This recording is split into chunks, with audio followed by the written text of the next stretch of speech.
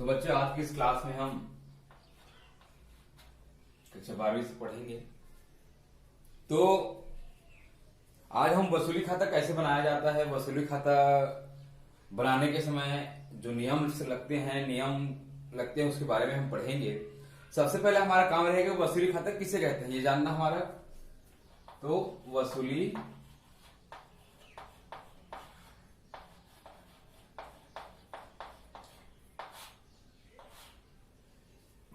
खाता साझेदारी विघटन के समय जो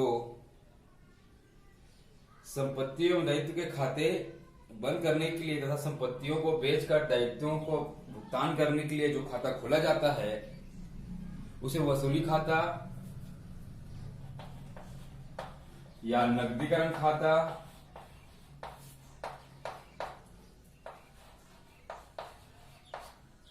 और रोकड़ी खाता कहते हैं। रोकीकरण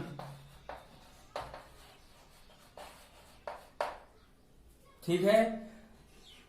साझेदारी विघटन के समय दायित्वों एवं संपत्तियों के खाते बंद करने के लिए तथा संपत्तियों को बेचकर दायित्वों का भुगतान करने के लिए जो खाता खोला जाता है उसे वसूली खाता या नकदीकरण खाता या रोकीकरण खाता कहते हैं। समझ में आ गया?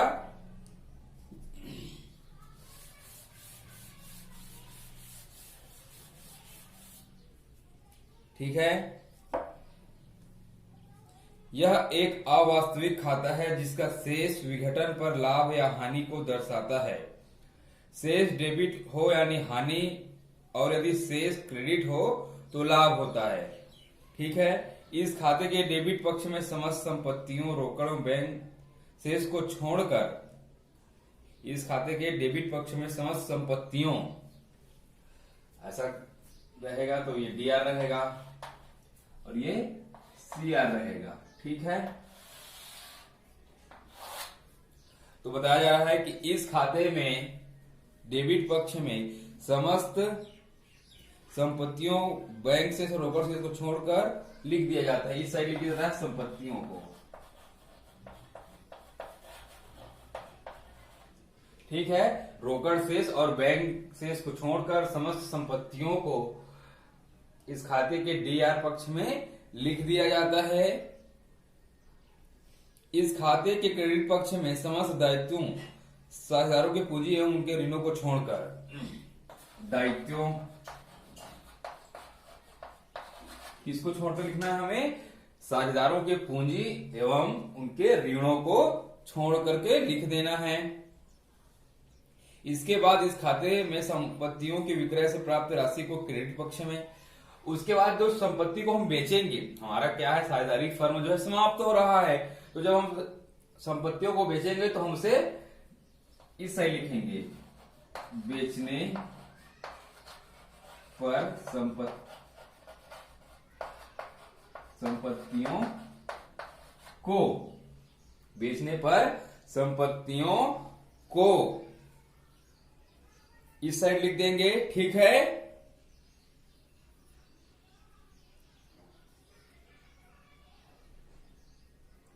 दायित्वों के भुगतान का लेखा डेबिट पक्ष में लिख देंगे और जब हम अपने दायित्वों का निर्वहन करेंगे, दायित्वों को हम देंगे तो उस दायित्वों को भुगतान करने को हम क्या लिख देंगे? इधर लिख देंगे दायित्वों का भुगतान पर लिख देंगे इधर। ठीक है। समझ में आई बात? विघटन कार्य पूर्ण हो जाने पर खाते का शेष सभी साधारण पूंजी खाते में उनके लाभ हानि विभाजन में बाद में हस्तांतरित कर देते हैं। और जब ये खाता हम बना लेते हैं उसके बाद जो शेष आता है उसे साझेदारों के पूंजी खाते में हम उसे हस्तांतरित कर देते हैं उनके लाभ हानि विभाजन अनुपात में। संपत्तियों का हस्तांतरण वसूली खाते में सर्वप्रथम स्थिति विवरण में दी गई संपत्तियों का उसके डेबिट विकलन पक्ष में हस्तांतरण किया जाता है। सभी संपत्तियां पुस्तक मूल्य पर लिखी जाती है। इस संबंध में प्रविष्टियां की जाएगी। जब हम अपने उपस्थित संपत्तियों को वसूली खाता में जब हम हस्तांतरित करेंगे तो हमारे पास जर्नल एंट्री क्या करना होगा हमें। जब हम वसूली खाता में संपत्तियों को हस्तांतरित करेंगे तो हम लिखेंगे उसमें वसूली खाता विकलन संपत्तियों के खाते से।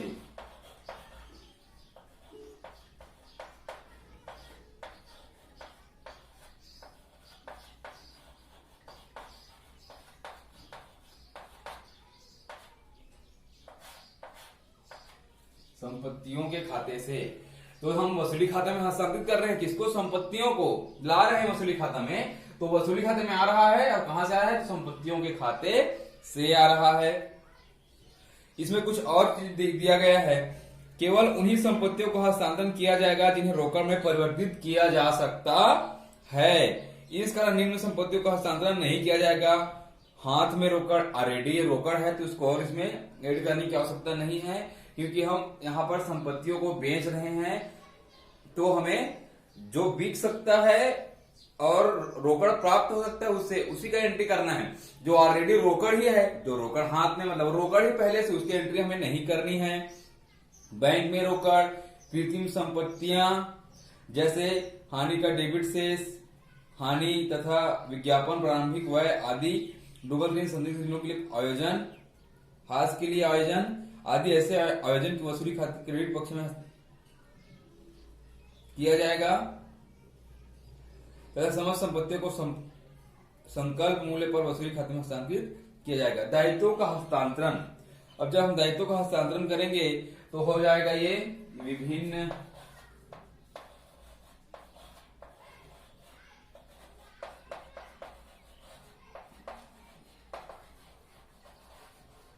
दायित्व खाता विकलन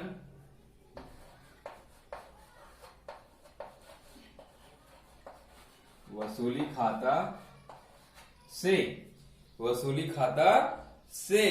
इस प्रकार जब हम दायित्वों का हस्तांतरण करेंगे तो इस प्रकार से हमें एंट्री करने होंगे। तो इसमें है समस्त ब्राह ऋणों, दायित्वों, लेनदार ऋण, देय पत्र, आदर्श व्यय, संदिग्ध ऋण, संचय, हास के लिए, प्रावधान, कर्मचारी पेंशन, प्रोविडेंट फंड तथा अन्य दायित्वों को वसूली खाते में क्रेडिट पक्ष में हस्तांतरित किया जाता है। आंतरिक दायित्वों, साझेदारों के ऋण, पूंजी खाते, चालू खाते, सामान्य संचय कोष, कर्मचारी क्षतिपूर्ति कोष, अविरत लाभ हानि डेबिट से को वसूली खाते में हस्तांतरित नहीं करेंगे।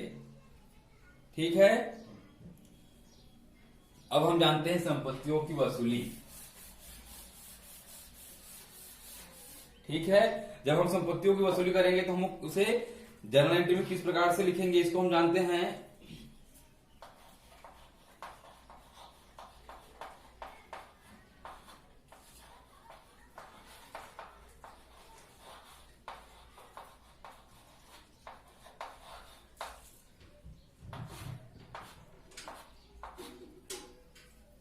संपत्तियों की वसूली, संपत्तियों के नगद विक्रय पर निम्न प्रविष्टि की जाएगी। जब हमारा संपत्ति जो है उसे हम नगद विक्रय बेच दें, नगद में बेच दिए, तो उसकी एंट्री कैसे करेंगे। तो हमारे पास क्या आएगा, एक तो चेक आएगा या तो रोकड़ आएगा। जब हम अपनी संपत्तियों को बेचेंगे, वसूली खाता के समय संपत्तियों को बेचना होता है, तो जब हम संपत्तियों को बेचेंगे तो हमारे पास एक तो चेक देगा सामने वाला है तो रोकड़ देगा। तो सिर्फ हमारे पास क्या आएगा, एक तो चेक आएगा एक तो रोकड़ आएगा। तो हम लिखेंगे बैंक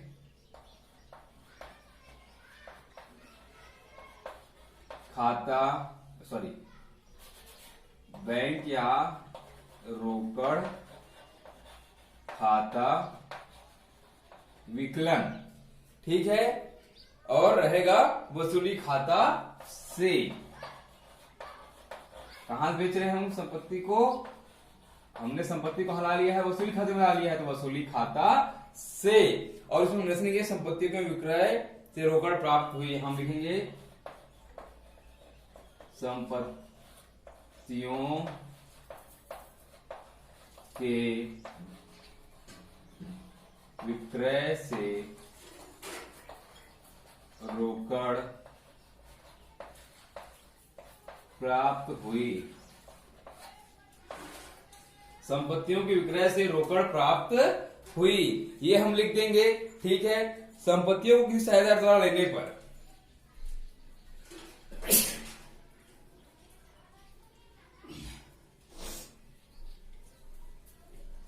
अब ये तो हमने रोकड़ को किससे बेच दिया, उसने हमें बैंक क्या रोकड़ देगा, बैंक चेक क्या रोकड़ देगा, तो हम उसका एंट्री करेंगे।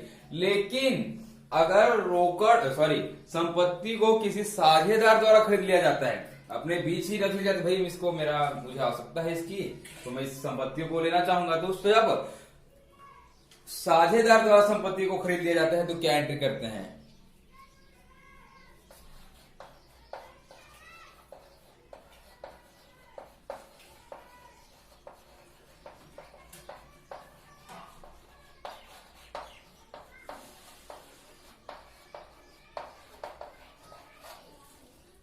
साझेदार द्वारा संपत्ति को लेने पर।